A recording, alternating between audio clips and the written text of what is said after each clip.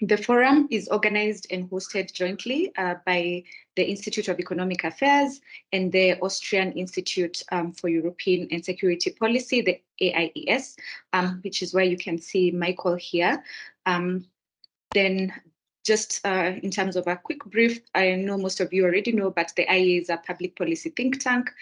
We are based and working primarily here in Kenya, but occasionally we contribute to global policy discourse in terms of a regional and global focus. So our goal is to inform decision making in Kenya, in the region, through policy research and providing research-driven advice to different policymakers and to provide platforms for public debate on what we consider to be important topical policy issues. So at the IEA, we work across 6 program areas, and our discussion here today is convened by the program I work in together with my colleague Leo, which is the Constitution Law and Economy program.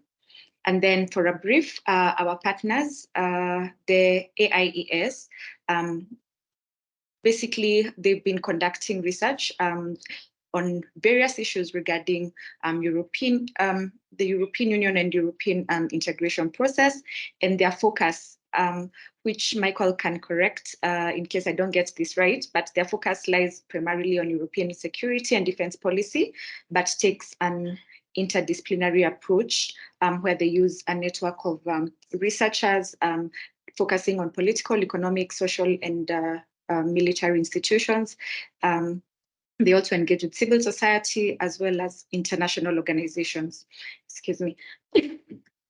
So we have an ongoing partnership with the AIES, and as I said, we are glad to be hosting this discussion jointly. Today we'll be discussing the EU Gateway Initiative and its impact on EU-Africa relations.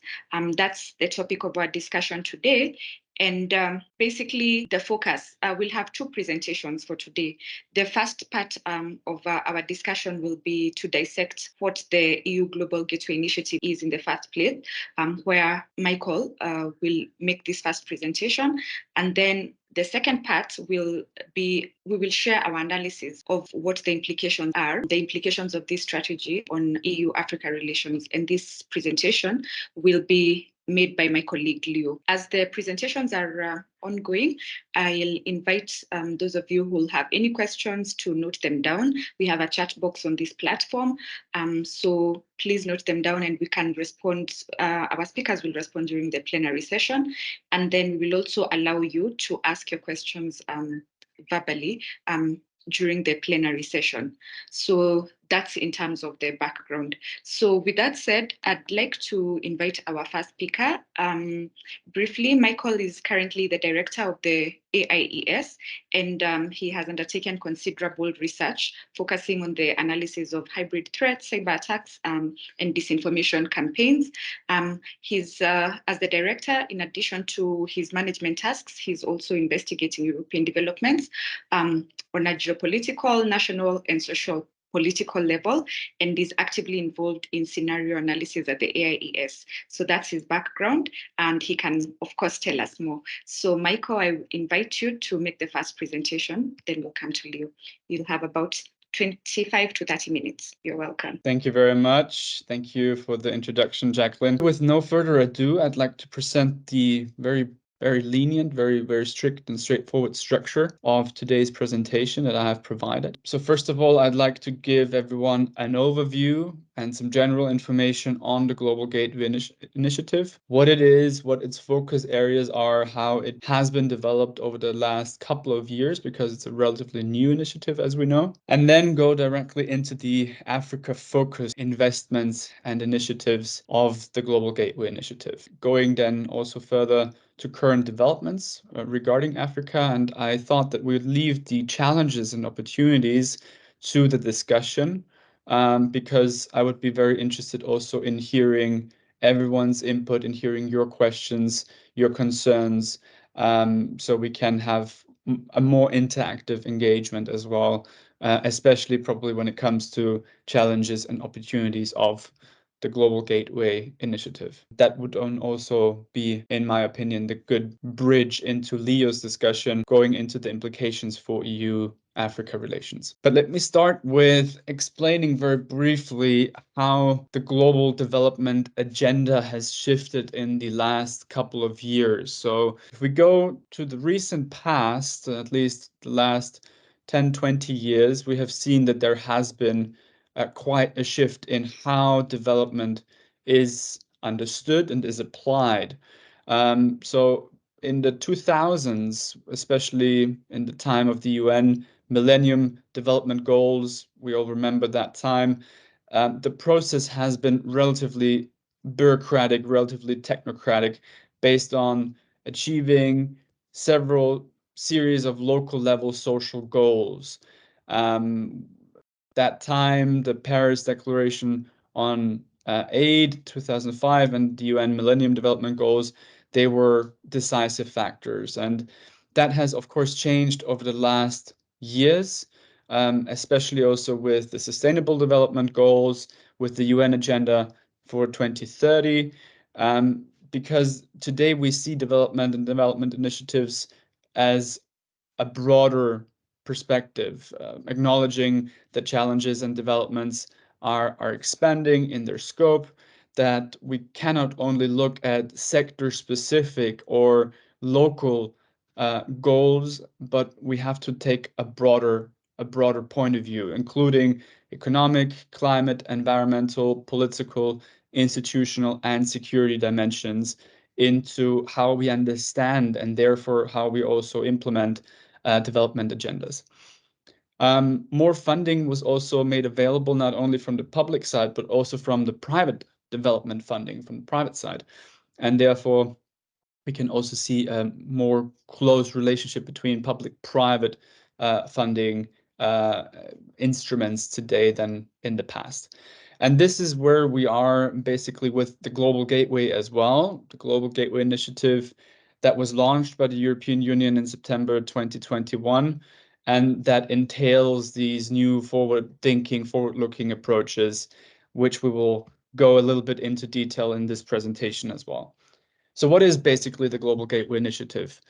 To quote the EU Commission here, and I think this is a very central quote, and therefore I try to read it out for you because in my eyes, this is explaining the initiative in a perfect way. The Global Gateway stands for sustainable and trusted connections that work for people and the planet. So we can see here that it is a human-centered and an environmental-centered approach. It helps to tackle the most pressing global challenges, from fighting climate change to improving health systems and boosting competences and security of global supply chains. So we can already see some of the core aspects and features that the Global Gateway Initiative has. As mentioned, it was launched in September 2021. Of course, this was a very challenging time because in September 21, we were still suffering all around the globe from COVID-19 and implications it had. However, under the French presidency at that time, the Gateway Initiative was launched and has a very concrete time frame from 21 to 27. The planned estimated investment sum is 300 billion euro, which is, of course, a huge, a massive sum.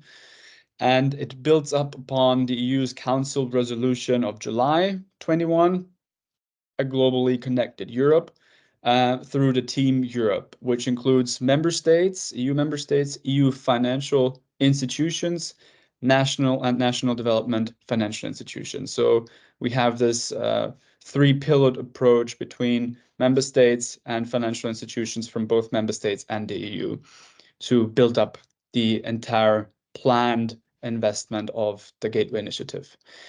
The core principles, the core areas and main values that the European Union also wants to communicate and achieve through the Gateway Initiative are these six principles: democratic values and high standards, good governance and transparency, equal partnerships, green and clean for the planned approach, for the environment approach, the security-focused principle, and catalyzing private sector investments in addition, as mentioned before, to public investments. So the Global Gateway Initiative is built on these 6 pillars. This basically creates your overall mindset that the initiative is following and is also trying to achieve. So we can also identify these principles somewhat as overall overreaching aims that want to be established and initiated by the initiative.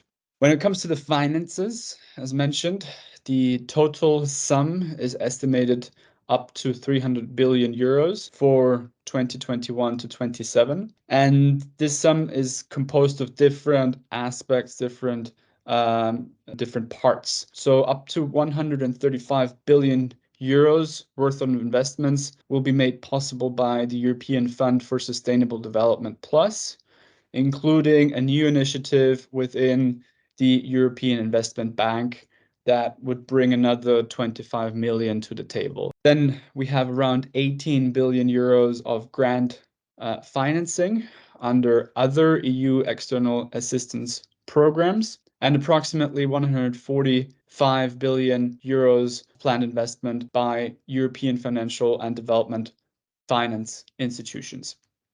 So, of course, this is very difficult to coordinate and to bring different stakeholders to one table, especially considering this large sum of money. And this is why the EU is aiming to coordinate also better with member states to enhance this strategic role. There is a general saying within the European Union that the EU, the European Union institutions, are only as strong as the single member states allow them to be. So this is very important also in this process to bring the member states, the capitals, the heads of states, and the prime ministers of all 27 European member states also to one table to facilitate and initiate this initiative, because without the support of the member states, that of course is not possible to be implemented in a sustainable way in the future.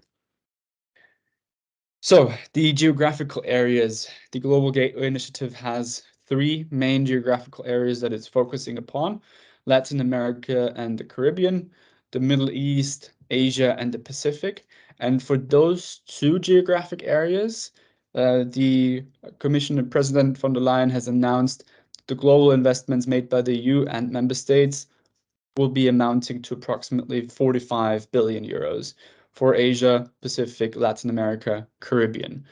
And therefore, we see that the planned investment package for Africa, for the African continent, is much more substantial and much more centered towards Africa as well, with 150 billion. So just in the sheer size of the money that will be allocated through the Global Gateway Initiative to Africa, we can see the overall prioritization of Africa.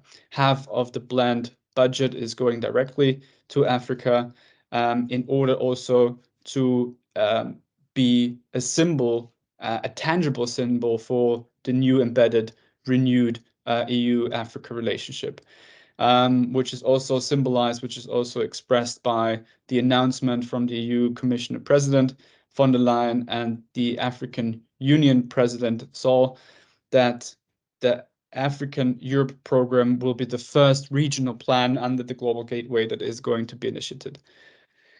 And therefore, let's go directly into the focus areas, into the details, how the Global Gateway and its initiatives are going to be implemented into practice. We have 5 different focus areas here. First, climate and energy, renewable management of critical minerals, sustainable agriculture and food systems, as well as water and sanitation.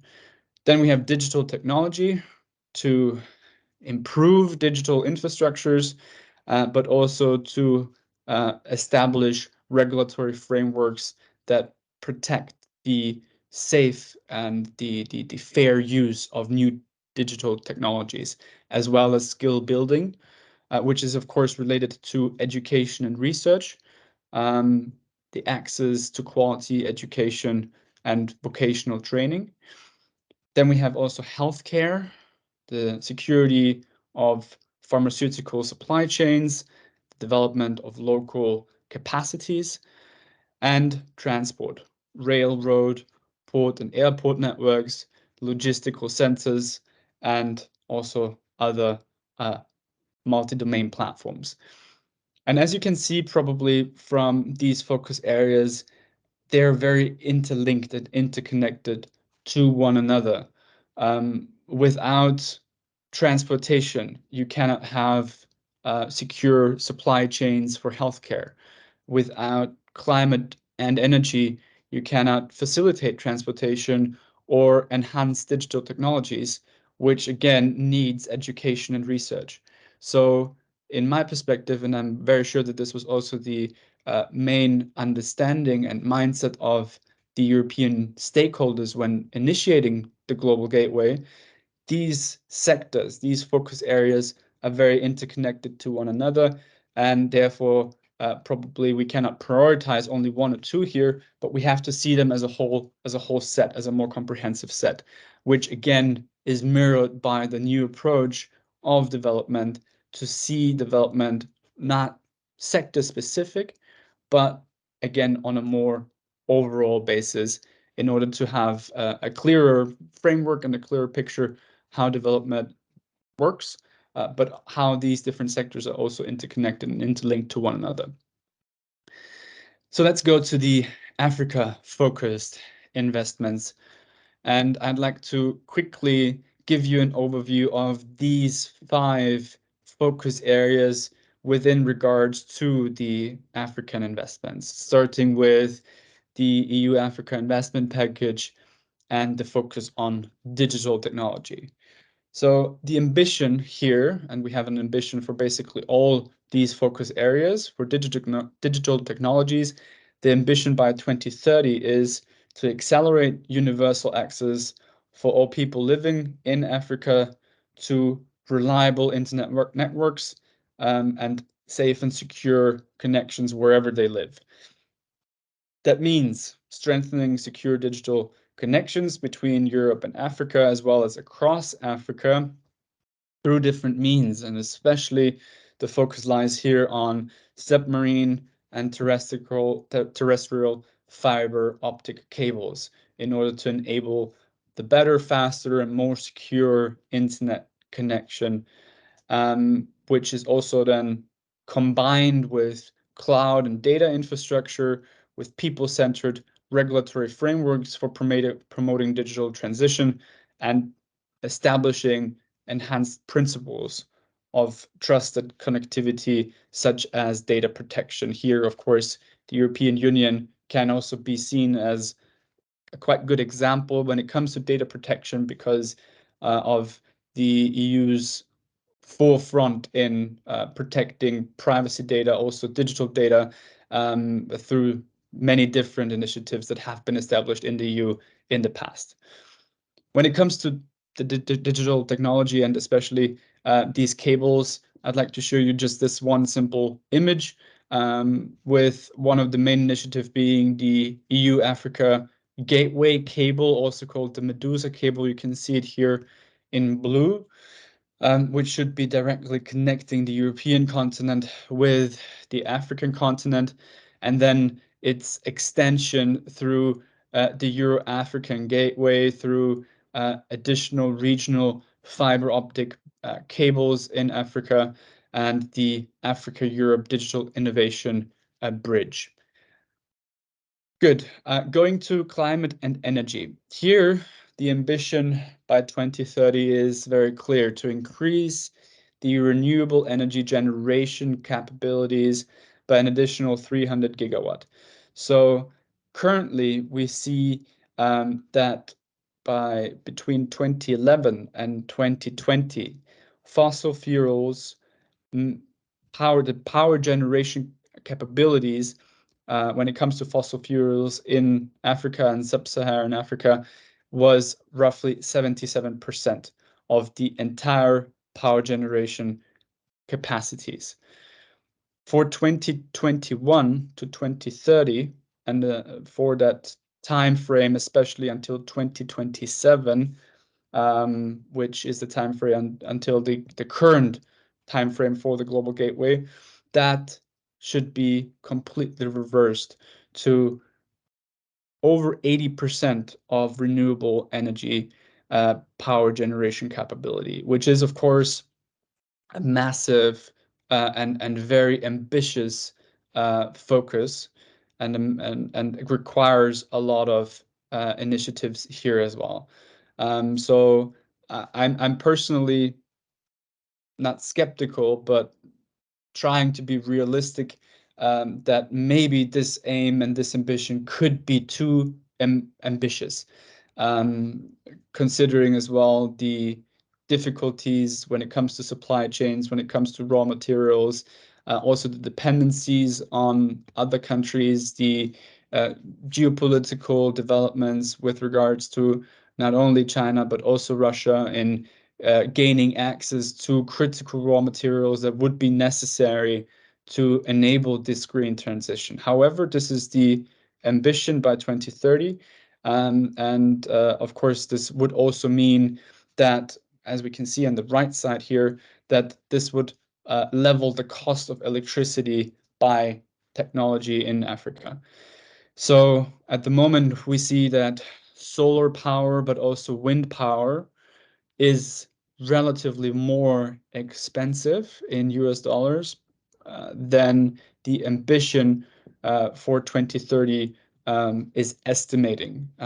Whereas gas and other fossil fuels will, so the tendency will, according to the tendency, become more expensive, which means by enabling sustainable energy, renewable energy for and in Africa, that would also, in theory, decrease the cost of electricity, and therefore would also enable for more economic growth due to the fact that electricity becomes cheaper.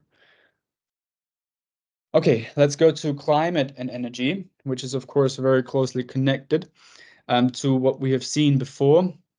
We can say that Africa is on the fourth line of climate change. This has been very obvious through the data that has been provided over the last couple of years.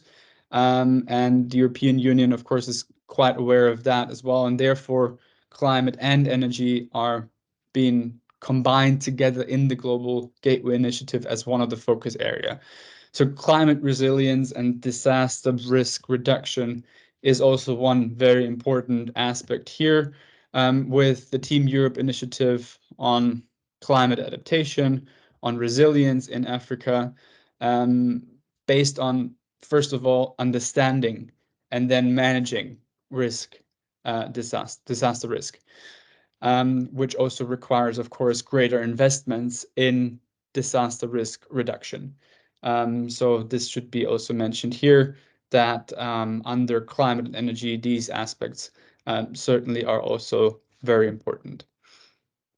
Coming to the investment package on health, here the ambition by 2030 is also quite clear and quite straightforward: to build resilient health systems, which means to support vaccine development and deployment, infrastructure and production capabilities, skills development, but also additional regulatory frameworks and universal health coverage.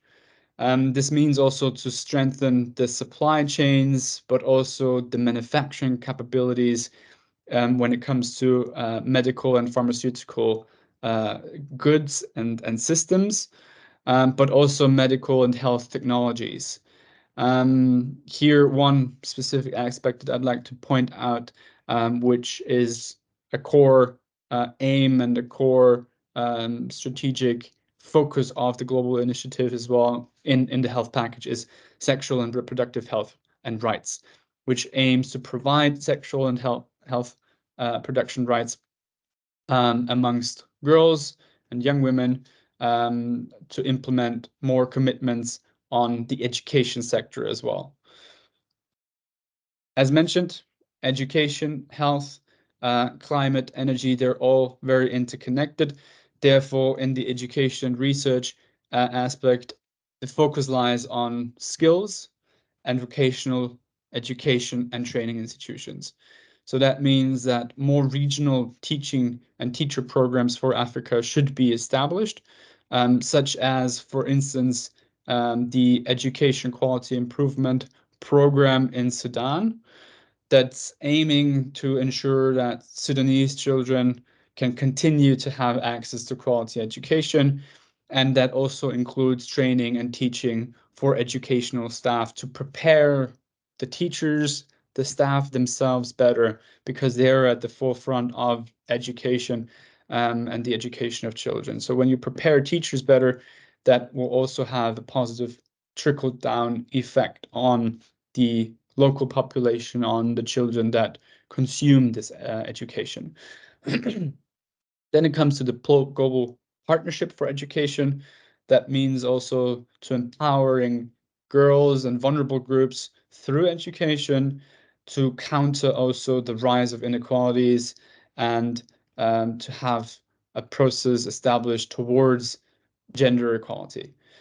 One more aspect is youth exchanges in Africa, but also between the EU and Africa. Here, especially when it comes to the education sector, the several European programs, mobility programs, exchange programs that have been established within Europe in the past can also serve as somewhat of a good example, or we can at least draw lessons learned from these mobility and exchange programs, such as the Erasmus program, for instance. So to establish more partnerships also between educational institutions, not only on the university level, but also on the secondary level, could be a good idea and could be also a good initiative here to enhance this mobility for and in Africa. Coming to the current developments, and this is also one of my last and final slides, I'd like to briefly mention the takeaways from the Global Gateway Forum that just took place in Brussels just a couple of days, basically a couple of weeks ago. So the conference was aiming to bring together representatives of governments from the European Union, from also partner countries from around the world, but also the private sector, civil society, think tanks, financial institutions, and other international organizations. Again, this is a reflection towards the more interconnected, more global, more overall approach how development is being done, to invite different stakeholders, different representatives, not only from government, not only from top down, but also to include academia, think tankers, civil society researchers, and also to include partner countries. The conference was followed by a number of signed partnerships and agreements. Just as an example, there was an agreement signed with Rwanda on early childhood development, but also in the EU-Mexico partnership on sustainable businesses, but also on EU and Somalia on a multi-annual action plan, which is worth almost 90 million euros to address key development and state building challenges in Somalia. And these strategic partnerships, we have one more strategic partnership also on critical raw material value chains in the DRC and in Zambia. So here we can also see the focus that has been put on the African continent in signing these new partnership agreements only in this one conference that took place in late October this year. For the very final slide, I hope that you can read. I can also provide the slides for you at a later stage, but I hope you can read some of the programs and initiatives that are pointed out here. I would like just to show you as an example the different initiatives, the different development initiatives on the African continent in these sectors, in the digital sector, transport, health, climate and energy, and education and research, without going into the details now into every single of these initiatives and programs. But I think this exemplifies the sheer size also of current programs that have been established under the Global Gateway in Africa in the different sectors. But I can very much recommend to take a closer look at these specifics, probably especially for Kenya, but also for other countries in the region, if you're interested in what exactly is the nitty-gritty details that are being implemented under the Global Gateway within these sectors. So I'd like to thank you very much for your attention. I'm very much looking forward to the discussion that we're going to have later.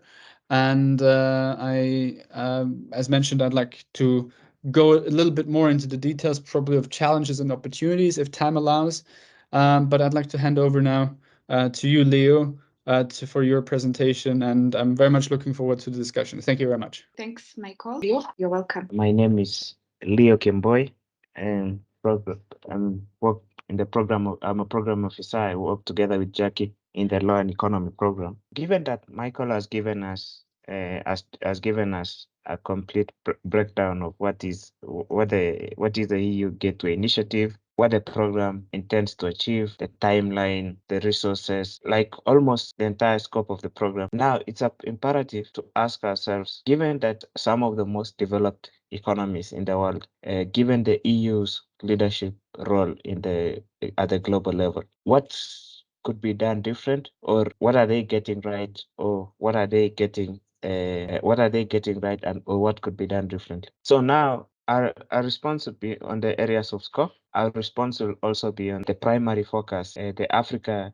Europe investment package. What is in that package? Now we'll also speak about what are some of the other priorities that are urgent, and also do some conclusions. This is the total scope of resources is 300 billion euros, and 50% of it is coming to Africa. And I think the EU here made the correct decision, given in line that Africa first, it's a continent of 1 billion people. In another 50 years, significant majority of world's population would be living in Africa. And also, additionally, in terms of strategic importance, Africa stands at a better side. But now, if you scale that 150 billion euros of investment, it's almost like $150 on a per capita basis for 7 years, or an equivalent of 150 euros for 7 years, or an equivalent of 21 euros per year. So this shows you that most investments that will be done by African governments supersedes this. But that's not the important issue. The most important issue is that these resources are scarce, and therefore that prioritization must be made for those resources to be invested in areas with that catalytic effect. And here, the primary focus should be on areas that can either help Africa's path advancement towards structural transformation, or generally in the provision of those public goods. So we give an example. We've looked at the entire program. So for the Kenyan audience, these are some of the investments that are already in place. So some of those investments have gone into two primary areas of the 5. So what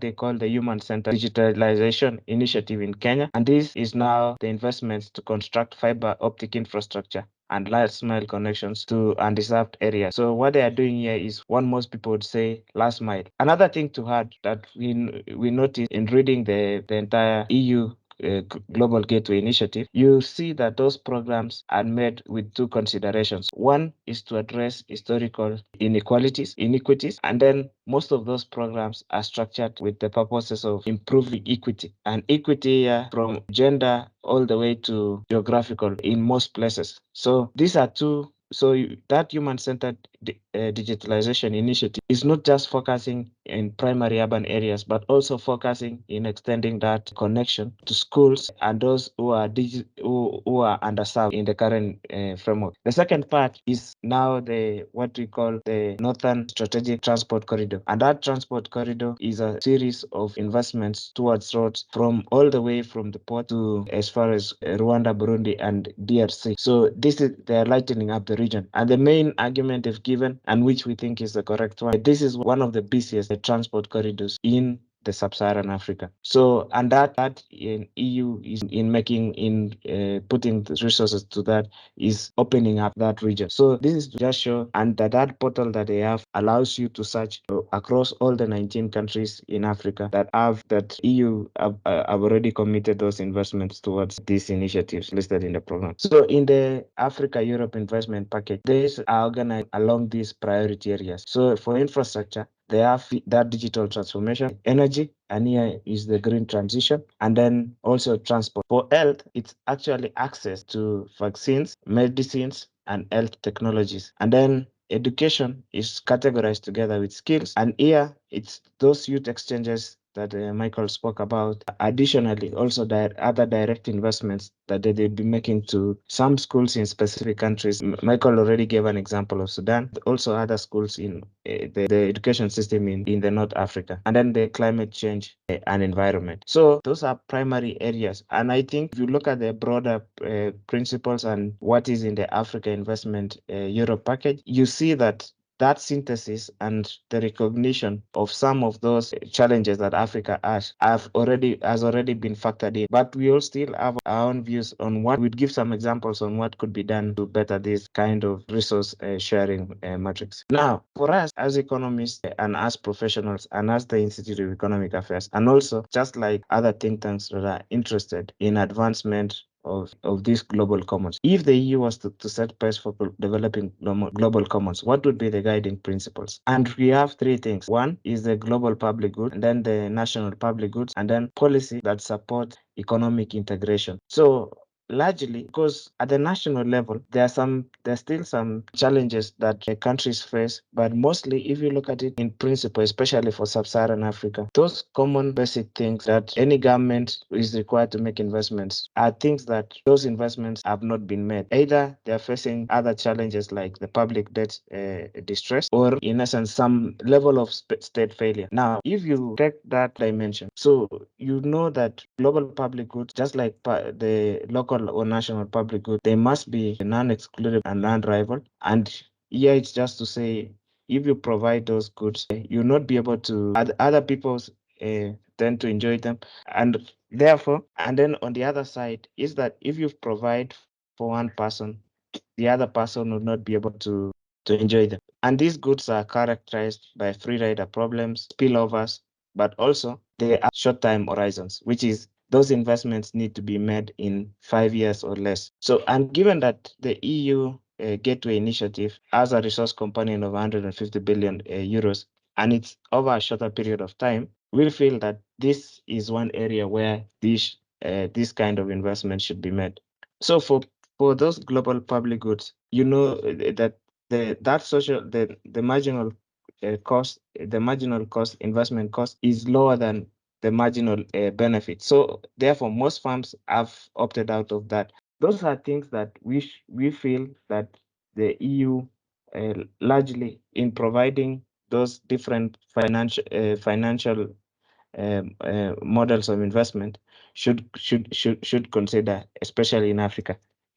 So we want to give two examples. One, we'll give one example that requires fiscal response, and another example that requires a market mechanism, like where government plays a major role in organizing markets. So here, the data we present here is from the AGOA, the trade treaty that the US and most African countries have, and where most countries are able to export products to that market. So here, there are more than 20 tariff lines that were provided for countries, Kenya included, and this is the Kenyan data. So if you look at this, there are very few enterprises, 36 enterprises, employing over 66,000 people, and these are in an export processing zone in Kenya, and that capital investment is 24 billion Kenya shillings, but they're getting exports of over 54 billion, and this is to the US market, and this is only textiles data. And if you look on the other side, capital investment per enterprise is something close to 4 to 5 million euros, and the return, both the export value that is created per employee is significant, and also the capital investment by employee in now relation to the export value that it creates is 2 times or more.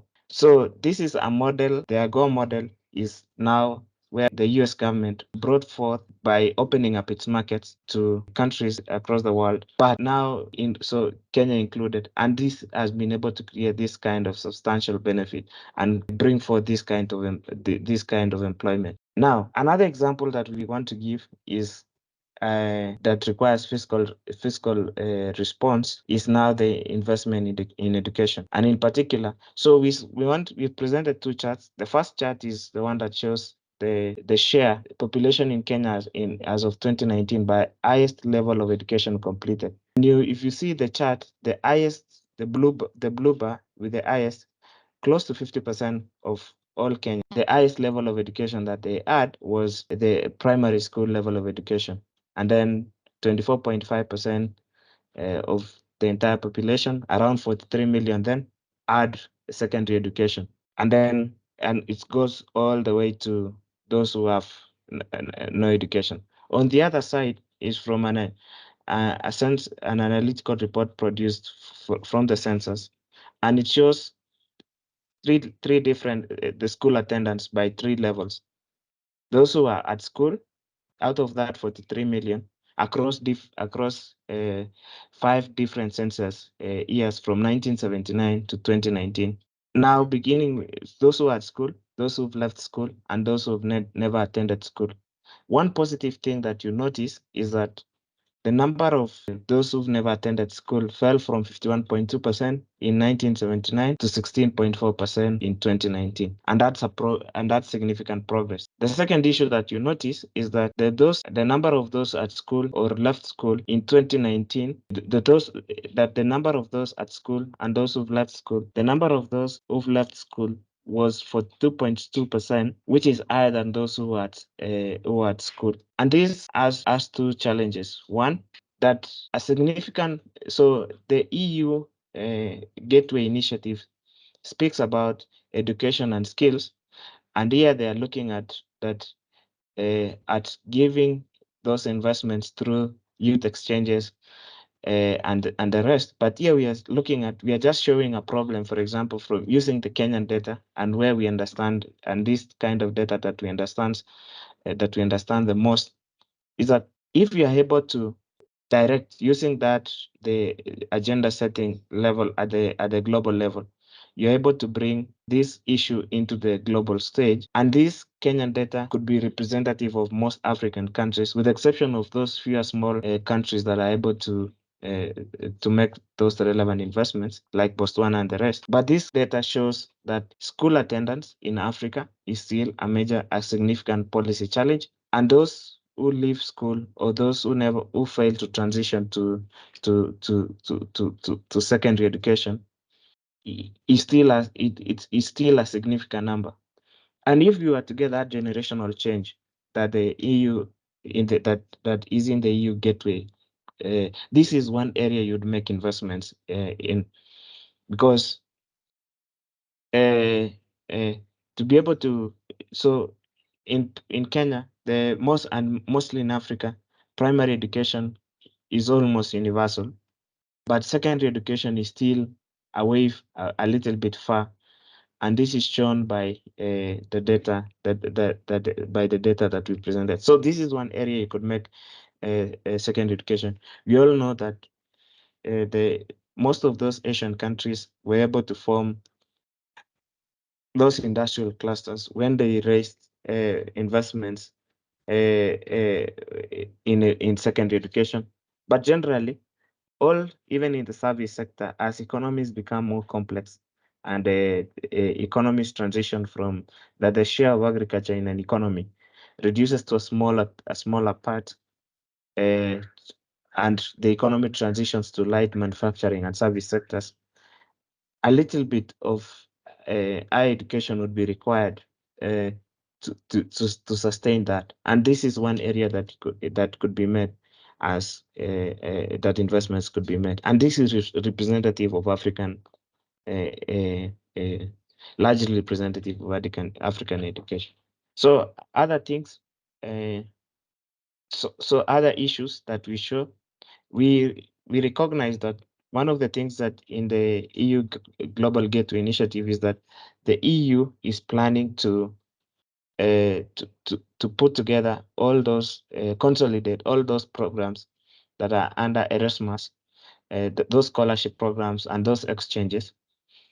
But we also recognize that one thing, and informed largely by the Lucas, what we all know, the Lucas paradox, that people think capital and technology would flow from advanced economies would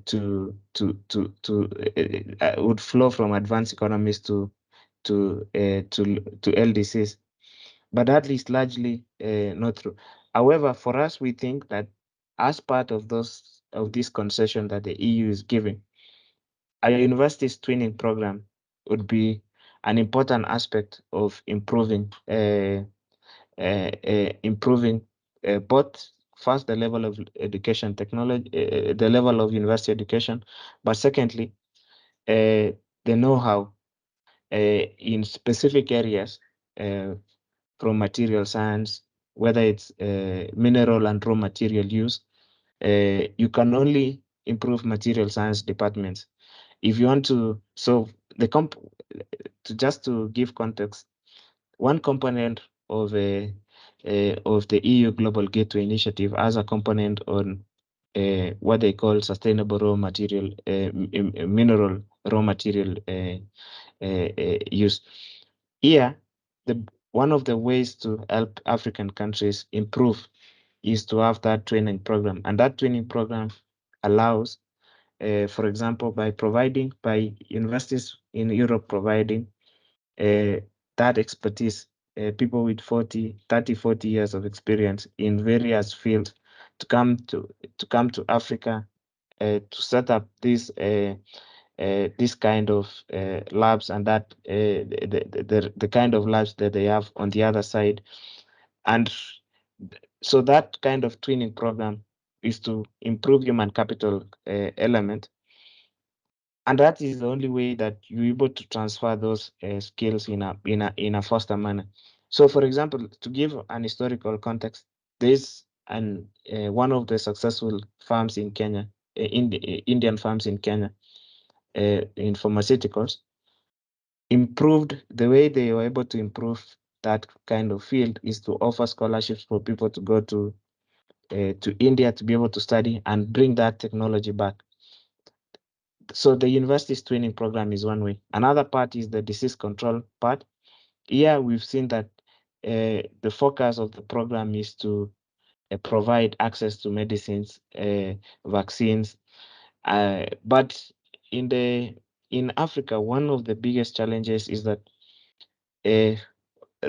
some diseases related, for example, malaria, diseases related to water, are responsible for a significant part of mortality done. And this is not largely, it's out to the control the mechanism, out that no that the, out to that disease control mechanism. And then the last part is the investments towards agricultural productivity and innovation. Here, in various parts, comes from soil science all the way to seed technology.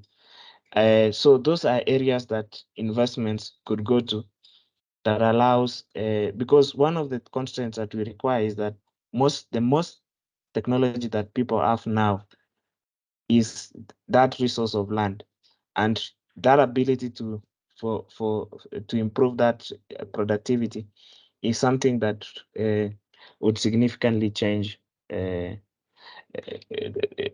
fortunes of people in Africa. So two issues in conclusion.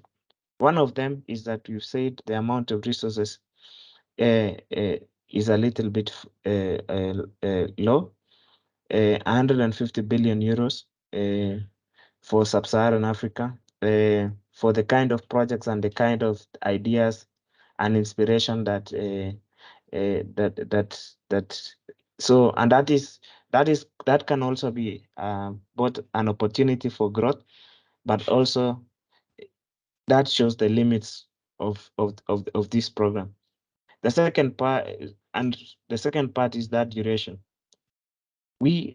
One of the ways to change policy is that if to make African governments anticipate the kind of change that would be required is to augment this policy in a long-term plan, like 35 years, and say that every 7 years would be making this kind of investments. This is the reciprocal part that we'd like to see, and that allows countries to be able to that policies change to factor in this global gateway initiative. Because if you have a shorter period of time and you are not able to if you have a shorter period of time and you're not able to actually that most African governments will just see it as a temporary plan. And I think that this is a plan that could be that's ability to nudge African governments, and not just African governments, but generally other parts of the world in the Asia and Latin America that they support to move in certain direction. Thank you. Thanks a lot, Leo, and thanks, Michael, for both of you have done a brilliant job at helping our participants here understand what exactly is the global gateway initiative. In terms of a quick summary, the key things that Michael pointed out in his first presentation, he basically took us through the history or the shift in what the development agenda has been at the global scale, basically leading up to where we are today with the Global Gateway Initiative. Michael spoke about the core principles of the initiative, which he also said are the key pillars. And then he went on to discuss the finances. So basically the quantum of finances involved, the scope of this initiative in terms of geographical areas, and also the scope in terms of the sectors. And he ended or finished his presentation by taking us through the Africa-focused investments and discussed with us his analysis of the ambitions of those investments for the different sectors, as well as the scope. So that was Michael's presentation. And then we had Leo, who discussed the implications or the impact of this initiative for African states. And the key takeaways from Leo's presentation for me was the issue of prioritization. So I think Leo has emphasized that given the quantum of the finances involved, there should be a focus of those investments in sectors that have a catalytic effect. Tried to demonstrate a bit of that with some data in terms of what would where we would see the most significant benefit from scaled up investments. And then he's concluded by just reiterating that while we acknowledge that it's a very useful strategy and that a significant or the more significant share of that strategy or that investment is African focused, there's still a limitation in terms of the resources. So we see a limited investment for the level of ambition involved. So I think that was the summary of Leo's presentation. So that said, I think our two speakers, thank you very much to the two of you. I'd like to open it up now to plenary. For anyone who has questions, I already see a hand up. Thank you, Emmanuel. I hope you are now able to, I'll request that we have their mics deactivated, the participants' microphones. Yes, so we'll start with you, Emmanuel. I see your hand up. Please unmute yourself and you can say to whom your question is addressed. And yeah. My question is, I hope I'm audible, first of all. Yes, you are. Great. So my question is to both Michael and Kimboi. Thank you very much for a very informative presentation. I wonder what you both think about what the low-hanging fruits for the EU for the Gateway Initiative, the Global Gateway Initiative are, and whether you think there could be a kind of what process could make sure that at least those low-hanging fruit are are exploited, and what you think is the risk what risks this initiative faces on the whole. Thank you. I also have a question to both of you. So something that I think did not come out very clearly in terms of if you think about the pillars or what you call the pillars of or the principles of the Global Gateway Initiative. So one of the things that you mentioned was good governance and transparency, Michael, in your presentation. And you also mentioned the issue around democratic values. So I was wondering that given the scope and the focus and the very limited attention paid to or very limited mention on how this initiative could influence or aims to support the level of support that is given by this initiative. So my question simply is, to what extent might this initiative influence good governance or political stability, particularly thinking about the African countries, so that we are able to reap the full benefits of the investments? And is either of you aware if there are any considerations being made to ensure that the initiative supports any good governance practices in the region? So that, as maybe you can respond to those two as we welcome other questions. We'll start with you, Michael. Thank you very much. Thanks for those excellent questions. And again, Leo, thank you very much for your very concise presentation as well. I think that was certainly also a good addition to the introduction that I tried to present to you. Let me start, Jacqueline, with your question on the principles and also on potentials for good governance. So as mentioned before, two of the core principles of the 6 core principles would relate to democratic values and good governance and transparency as well. First of all, when it comes to these democratic values and high standards and good governance, I'd like to say that these are core principles for the European Union in general. So I think this is also differentiating the European Union from other international actors when it comes to the international relations in general, not only in terms of development or in terms of security. The European Union is, of course, on an international level, at the forefront of defending democratic values and good governance, and therefore this is such a core principle for European actors. On the opposite, this could also be seen as a risk, because often countries and partners also in Africa are criticizing the European Union to be too focused on these aspects, and that too little emphasis is given on economic development, for instance. So we have to be careful when identifying aspects of democratic values and good governance, because in my personal opinion, it shouldn't be a partnership that is based on patronizing partner countries in the global south to implement these European standards. Just take a look at history. It took hundreds of years in Europe as well to develop these principles, and it would be short-sighted to impose them now, to copy-paste these systems that are working for Europe now to other countries in the global south.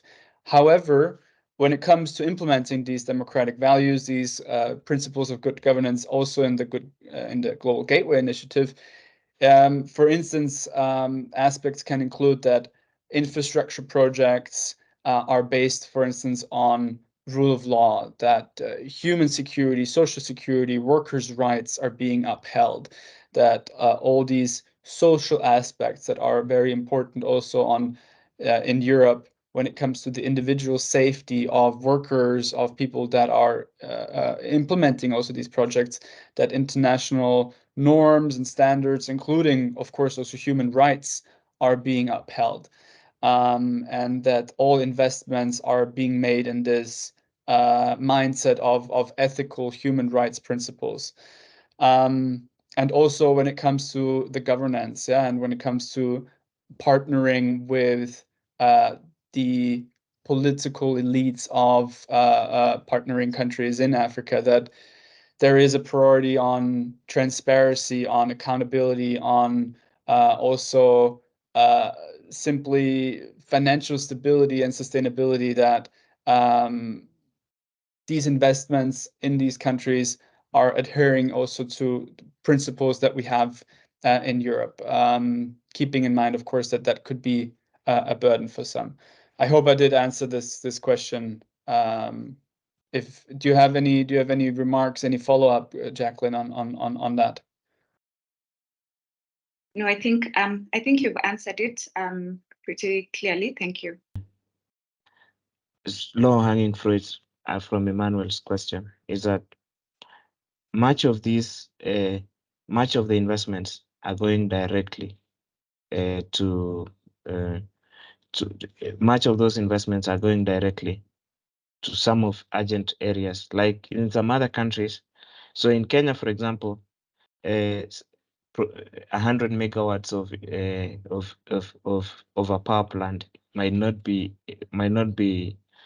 looked as an urgent investment, but in other countries like Mozambique or in other countries like Burundi, that's an urgent investment. And so some of those also another additional low-hanging fruits, exploiting the fact that looking at the fact that the weaknesses in supply chain from COVID-19 is that they selected 5 countries to participate in what they call the regional vaccine manufacturing hub, and they are already financial commitments in that in Senegal, South Africa, and Rwanda. And I think just bringing, even if they're not participating directly in manufacturing, but they are participating in one part of the value chain. I think some of those are low-hanging fruits. The risk to me is that one of the biggest African problems is that that in Africa, most people externalize their problems to foreign countries. And so, for example, investments to be made on relating to sustainable mineral use would be construed politically as something else entirely in Africa. So I think some of those are risks. And then another risk is one of those what we call so the EU has a specific definition on what they call the good governance, and that good governance matrix, if I can refer to it, is so they have what they call good governance is accountable, transparent, responsive, equitable and inclusive, effective and efficient, rule of law, participatory, consensus oriented. Even Kenya, for example, which has one of the most one of the most progressive constitutions, as we say in Africa, still has a challenge with following those paradigms of good governance. And I really want to emphasize that I wish some of those resources were conditional, because in Africa, there's a big problem with impunity. So as we've seen in the past, where aid money is redirected specifically to somebody's child living abroad in the US or other places. And those are some of the things that we really emphasize, and we want to, that this has to be conditional. This has to be conditional. Spending each of that dime has to get that value for money. So that's a risk, Emmanuel. That good governance part, the way the European Union defines it, if you look at the at the quality. It's called the quality of public administration, a toolbox for practitioners, and then they're defining what to the European Union what they mean by the principles and values of good governance. I think that's a problem, and that's a problem that largely for this part of the world and for where we live, we see this problem of impunity where people take this for a chance, and we need to emphasize that that has to be conditional. That has to be met with. So what the EU means in their part. Thank you. And I Sorry. and I agree completely with what Michael has said, especially those labor rights following up now with what it means, that good governance, what it means, and what we should where what should be done by African governments to meet that. Although the development challenge of getting now to perfection where the EU is at now is a reality. Thank you. Thanks, Leo. Michael, I see your hand is up. I'm sure you'd like to respond. Yes, very briefly also on the risks part. Thank you, Leo, for elaborating on some of the potential risks already. I just would like to also say that we should also consider the political risk within Europe to be fully willing to implement the global gateway also in the long term. So we're speaking now of the time frame 21 to 27. And for this time frame, the sum has been agreed upon. However, it hasn't been set in stone, especially considering that there could be some political changes within Europe as well. I mentioned before the essential aspect of having 27 member states on board, and also the potential that one or two of these states could block similar initiatives or the implementation of similar initiatives. Just to give you an example that is not directly related to the global gateway, but still will give you some context. Yeah, we have the African, Caribbean, Pacific countries, the ACP countries, and the partnership contract that is to be signed and ratified for the last 2 years. And within the European Union, we haven't reached a consensus to sign this partnership. At the beginning of the year, if I remember correctly, it was Hungary who was blocking that process. Now it is Poland who is blocking that process. One country within the 27 EU member states can block important initiatives also in the future that could be related to the global gateway. This is number one. Number two, we have European elections next year. So in May next year, in the entire EU, there are going to be parliamentary elections. So far, the tendency of several countries, including my own country, Austria, but also bigger countries like Germany, is slightly moving towards a more national, more right-wing development that could also have implications on the coherence of the European Union from the political side. If we think one or two steps ahead now, that right-wing parties in Europe are more focused on migration topics that also have, of course, huge implications on EU-Africa relations, especially with Northern African countries, that could hamper initiatives that are focused on development due to the fact that Europe could be more focused on security and on managing migration flows, and therefore have less impetus and less emphasis on potential initiatives that are associated with the global gateway.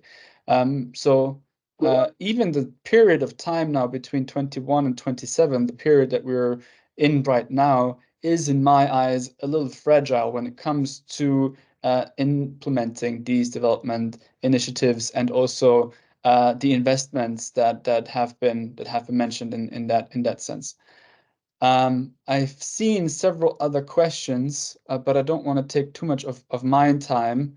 However, if we have some time, Emmanuel, I'd like to go back also to some of your remarks. I've seen that you have posted a lot. Give me a second to read also in the chat what you have written, and we can probably take some of these questions as well. Yeah, thanks, Michael. I was actually going to read out some of Emmanuel's comments. So I think he said the first thing he said is, thank you, Michael. I think that African statesmen need to be patronized. I would add that the elevation of African intellectuals and civil society would welcome these criticisms, reduces the profile of patronization and turns it into a healthy practice in productive feedback. It's up to civil society to elevate its intellectual engagement so that European leaders can feel that it is easy to level this very useful feedback. Before I come to Grace's comment, he also says that when it is considered that the consequence of an absence of feedback can be lives lost, both from unintended consequences of poor policy, unintended suppression, just to name an extreme but very real outcome in my view. Again, the civil society actors carry the primary responsibility for holding government to account where they have reservations. I think they should elevate their thinking, sometimes overcome their egoic compulsion to cry imperialism. So I don't know what you think about that. It is in all parties' interest to introduce corrective mechanisms to address these governance challenges. Thank you to Michael and Kemboy. And then he says that it seems that the risk of European political commitments can actually be aggravated by the governance gaps. That is what happens if a right-wing base in Europe is inflamed by incidences of impunity.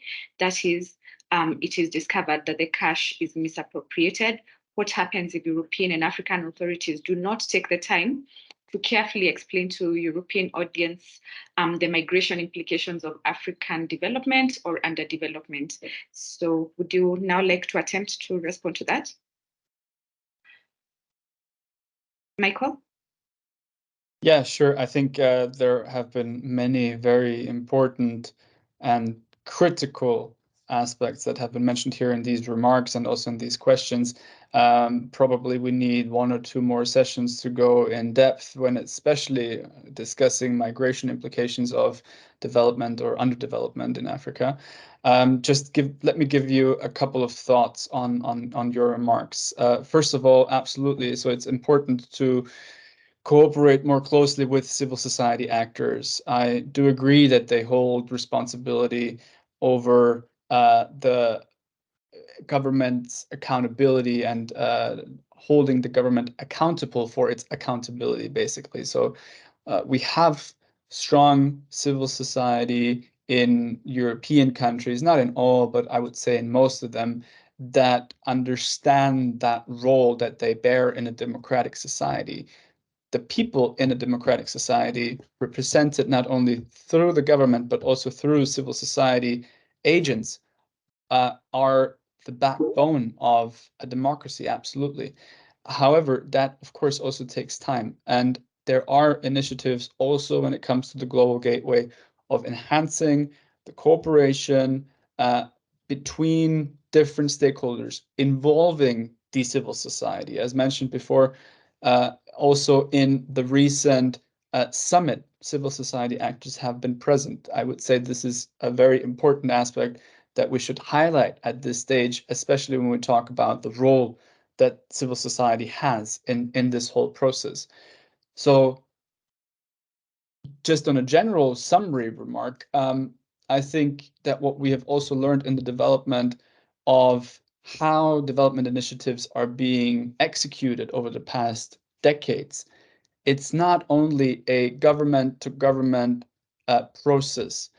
The cooperation needs to be diversified, needs to include private sector, but also especially the civil society. And then this is a good pathway for success and for sustainability. When it comes to communicating the potential risks and implications of migration.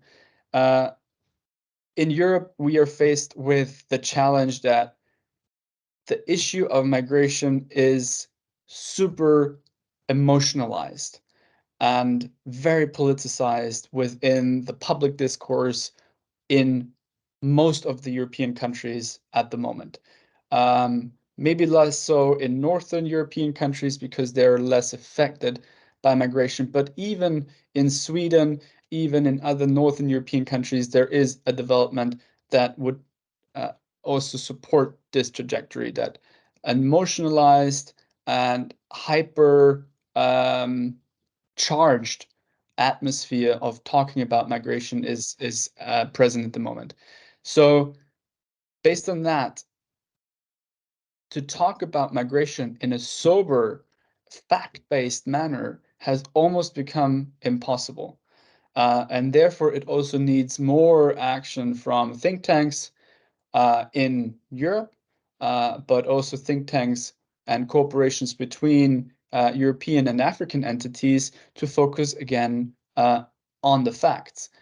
Because political parties and stakeholders from parties, and we see that in every election process, not only in a European level, but also on national level, are talking about migration in order to gain votes, especially to gain votes from the more right-wing political spectrum. And I think this is a very dangerous development, and therefore the communication, the open, honest communication on challenges and opportunities that arise from migration should be addressed, but not in this politicized manner that we have at the moment. I hope this answered some of the questions that you raised. Thank you. Thanks a lot, Michael, for that very elaborate response.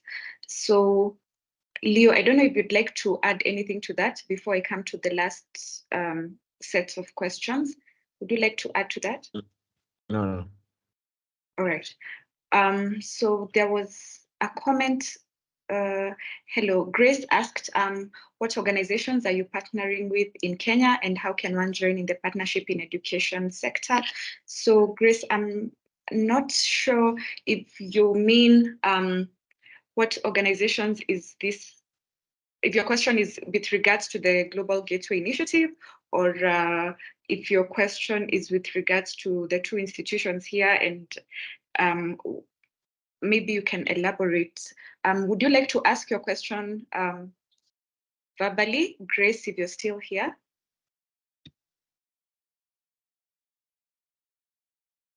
Let me see. So Grace, if you can, yes, please ask your question. Okay, how are you? So my name is Grace and I'm in Washington State. I am a stakeholder in the education sector because I have a private company that does, that works in the education sector. I am looking for partners for my company, and so when these event came up, I enrolled because I'm a recipient of, I'm part of a group of people who have received scholarships in the past. So I'm still new to this space and what exactly is going on, but I'm also looking to partner with some people in the education sector. So I was just trying to figure out how I would fit in and maybe participate in events or things like that within either of the two organizations. Okay, thank you. Thanks for that clarification. So I'd just, first of all, thank you for joining this discussion. So this session, Grace, is basically an information session. So the IEA and the AIES are holding this forum. We are not part of the EU Global Gateway Initiative or affiliated to them, to the strategy. We are separate institutions that are partnering separately on research work, but the objective of our forum today was basically to help participants understand what the EU Global Gateway Initiative is all about, what the strategy entails, and that's what our two participants, speakers here were trying to do today. So it was just a knowledge or information sharing session on that initiative. On separate, regarding the opportunities that you seek, perhaps that can be discussed separately in bilaterals, but only in terms of some advisory. Maybe that we can discuss separately on where you can try and find opportunities. But for the two organizations here, speaking for IEA, maybe Michael can also respond. We partner with other institutions when it comes to undertaking research work, advocacy work, but are not actively, say, funding institutions that are undertaking this work. So I don't know if Michael would like to add to that. Yeah, thank you also from my side. I would agree completely with Jacqueline that also the AIES, the Austrian Institute for European and Security Policy, we are a think tank that is not affiliated with any government or the EU. We are partnering with different governments and the EU, but we are not a branch of the European Union. And therefore, as Jacqueline mentioned, we're also partnering and cooperating with different other think tanks and academic institutions. And our information is publicly available. So if you're interested also from an educational perspective in the research and the analysis that we are doing, you can find all the information publicly available on our website, which is AIES, for Austrian Institute for European and Security Policy, .at for Austria. Thanks a lot. Yeah, thanks, Michael. So I see one more question. I don't know if anyone else, I don't see any hands. So I'll ask the last question that I see on this chat box. Jairus asks, thank you for the informative presentations. To Michael, having identified the possible risks to the implementation of the Global Gateway Initiative, particularly the political risks, including potential changes in EU leadership that could follow the forthcoming elections, how can those challenges be addressed so that the initiative is not completely frustrated? So maybe some quick remarks on that. Yeah, I don't think that the initiative will be completely abandoned, even though there might be a shift in leadership or a political shift in the European Parliament in the future, consisting potentially of more political representatives from right-wing parties from the European member states. But I just wanted to point that out, that potential risk that not only now in the next election circle, in the next European Parliament, which starts after the election then next year and goes for another couple of years, but also in the years to follow. If we look at the long-term perspective, the trend, unfortunately, is more towards shielding off the European Union from other actors, taking less responsibility also on development initiatives, on partnerships and collaborations with external partners. This is just a trend that we are observing. I think in order to address these challenges, the European stakeholders also need to understand the importance of development initiatives such as the Global Gateway, not only in terms of spending taxpayers' money, but also in what the European Union would get in return. And to sell that to the European public is very difficult, especially in times of emotionalized discourses. But what we get in return are also potential advantages in the economic sector, are also potential advantages in supply chain diversification. And I think that this is also a challenge that we could also discuss further, but unfortunately, I think we're running out of time. A challenge that the European Union has an issue of communicating and selling important initiatives such as the Global Gateway to its people, that the people either don't know about it or don't understand it fully, also because it's relatively complex. It involves a massive amount of money that no one can really comprehend. And due to this complexity, it's very impossible, almost impossible for political stakeholders to make such arguments in public statements, so that the people, also the rural communities in Austria or in Europe, understand the necessity and the potential that the Global Gateway can have. So in conclusion, I would say that this could be a learning for European stakeholders, how to communicate such initiatives better, how to sell them better to the general public. Thank you.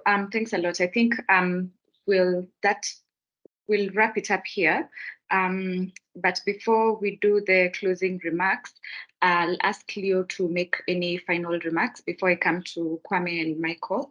So Leo? I think personally that the initiative at some moment will succeed and will become a better shape. And this will show that the EU can be a global leader in directing and in setting and also directing policy, and be responsible for prosperity in other places outside Europe. I'm optimistic, Michael. I'm very optimistic, but I think also that these investments could be prioritized to some urgent places. We spoke about the issue of the debt distress that a significant part of African countries are facing now.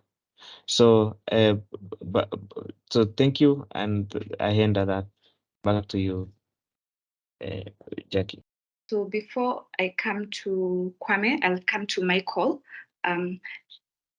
Maybe you can share with us some closing or final remarks. Absolutely. Yeah. First of all, thank you very much for organizing and coordinating this webinar. I think it was indeed very informative. Thank you for all the very relevant questions and for engaging in the topic with such enthusiasm. I think this is super important on an individual level, but also on a society level, that we talk about initiatives such as the Global Gateway more openly, more frankly, not only within Africa, not only within Europe, but also in particular between these stakeholders on a people-to-people level.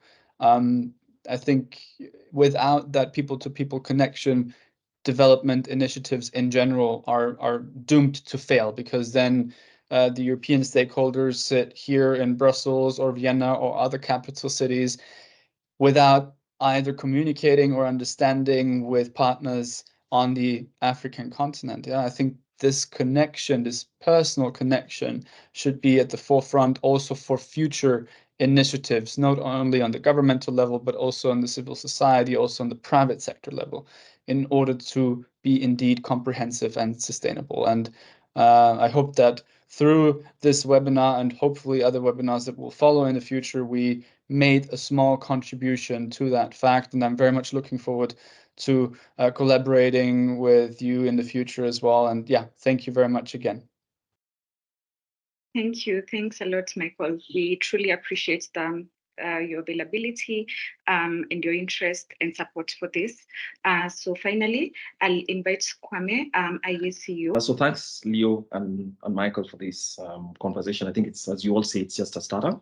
I think this is both simple and complex initiative. And I think creating public knowledge, public discussion, and obviously whatever input could be, we could to help public understanding, but also to highlight what its achievements and challenges would be. Is just important at this beginning. But I have two comments. One of those that I get the impression of, and perhaps my colleagues, because of the focused nature of their presentations, did not explore, is the idea that there's a competition between the BRI, the Chinese BRI, the Building Back Better from the US, the Global Gateway, and a couple of others. That's not necessarily a bad thing, except my view about all these initiatives is they're seen as competing initiatives, but also more importantly, I think, what do they mean for the African government's bureaucracy? Because I think each of them having to deal with all these capacity exists in the states, it's being grown, but I think the effectiveness of one African country, say for instance Kenya, having to have departments of state coordinate among each and every one of these is something we need to, especially those of us who, either as researchers or those who are concerned for public affairs, should bear in mind. So that's the one thing. I think then I'll go to a cynical voice, and this is where maybe Jackie, if you allow, Michael could say something. The rest of our audience today has been pretty polite, and that's a good thing. But I think not everybody views the Gateway, Global Gateway Initiative, as necessarily all driven by a good faith approach to helping the African continent. And I know, I start with the realist view that nobody owes Africa anything. But regardless, there are many people who think that the Gateway is being talked up. And Leo mentioned some of the things, which is basically that it looks to be too small to have actually monumental change. And it's not just too small, but it's also too narrow in terms of time and space. So what was to prevent Europe or European countries from actually focusing it on a couple of countries where that really effect in terms of investments and attention could actually have worked? And I understand, because maybe all countries in Europe have been coordinated under this one initiative. The second part of the cynics is that actually there's nothing new about it. What has happened is a retrofit where the EU decided for all its member states, what did we intend to do, given it a new name, and then pushed up this value-based proposition. I'm not too sure that that's true, but perhaps Michael could tell us something. So that's the second part. And then the third one is the jobs focus. The jobs focus has been mentioned here, and I think the jobs focus comes from, again, the cynics view that this part of the jobs focus is entirely about trying to avoid immigration, the difficult immigration problem that Europe perceives from many Africans crossing the seas, the Mediterranean principally, and going down into Europe out there.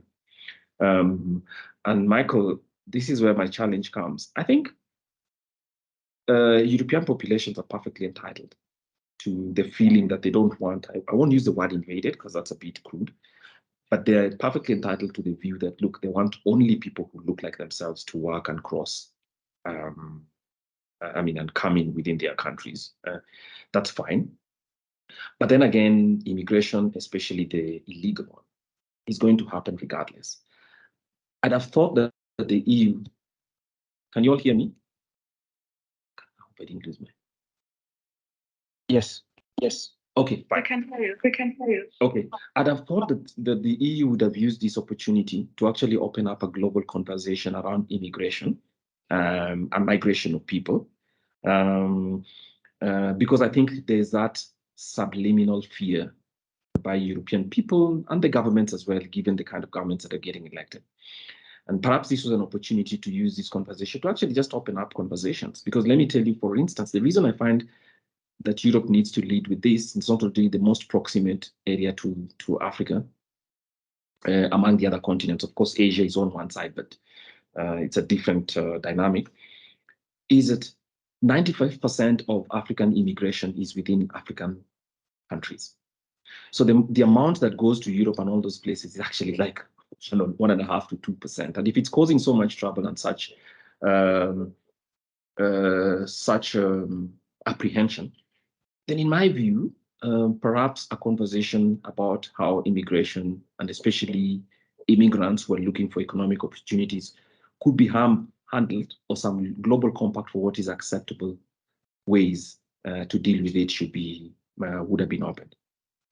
So what I saw is that Europe lost a big opportunity in the Global Gateway Initiative and comes and calls it a jobs focus without necessarily dealing with the fact that, look, jobs could be created in Africa, but still that by itself would not necessarily stop the influx, as the local press calls it. So what do you think? Why did they stop with the euphemism of jobs and not necessarily a global conversation on immigration that is, in my view, overdue? Thanks.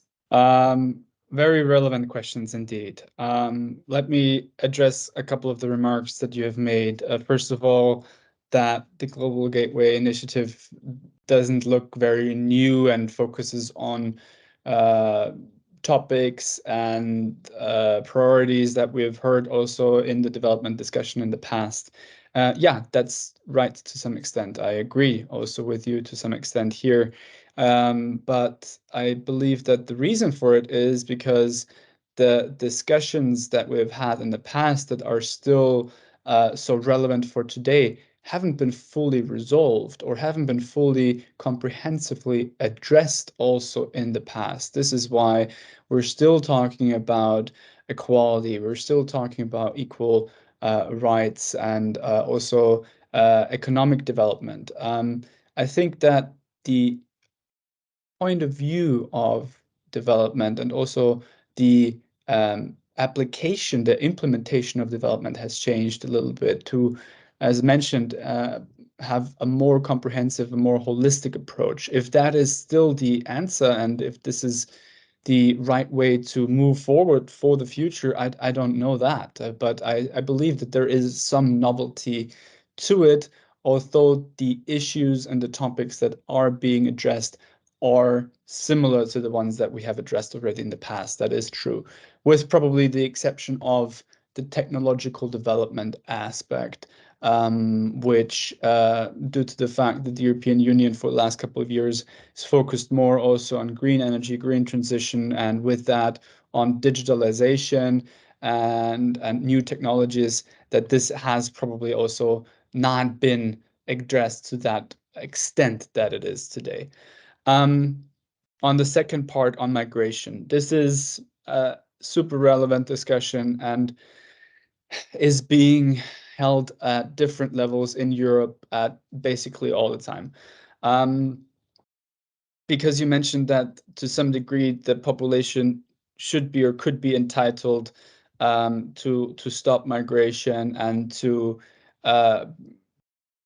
preserve that Europeanness in a sense, quote unquote Europeanness. Yeah. I just like to share with you the example of the city of Vienna, my city. Yeah? We have 2 million inhabitants. 50% of Vienna, 50% of the population have at least one parent that is not born in Austria and therefore per definition have a migration background. 50%, 1 million.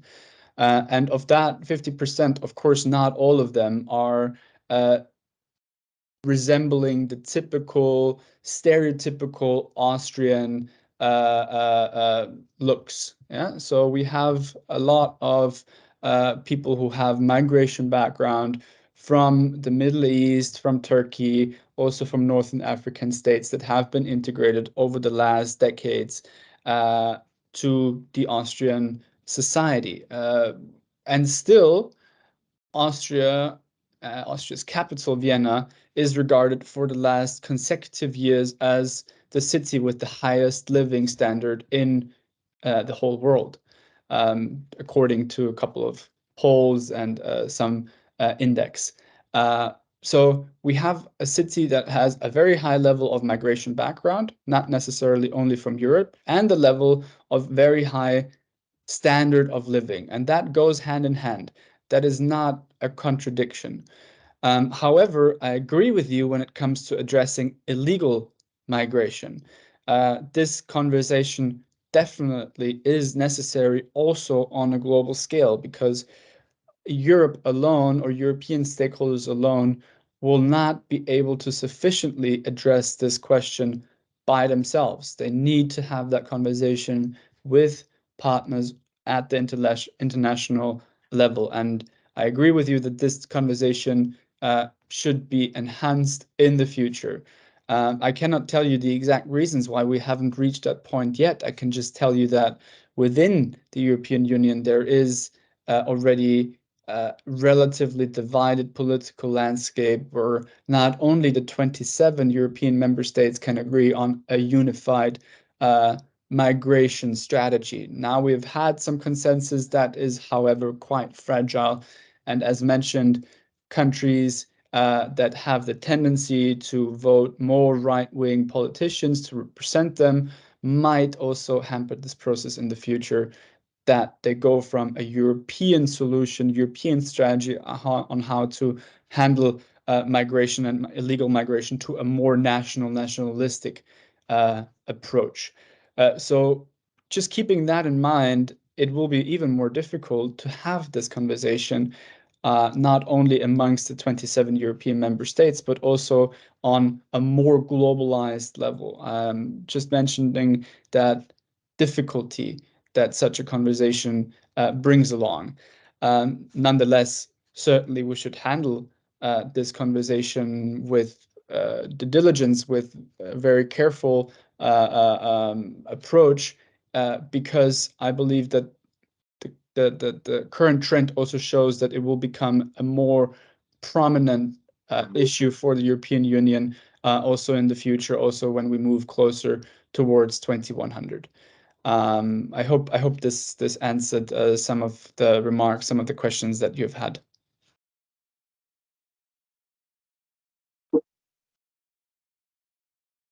I think you have. I hope so. I don't know if Kwame has anything else to add to that, but I think that was a brilliant attempt at answering. No, Jackie. Yes, I think he did. Yeah, he did. Maybe we should just consider a future discussion of this kind in which we can actually just concentrate on, say, immigration.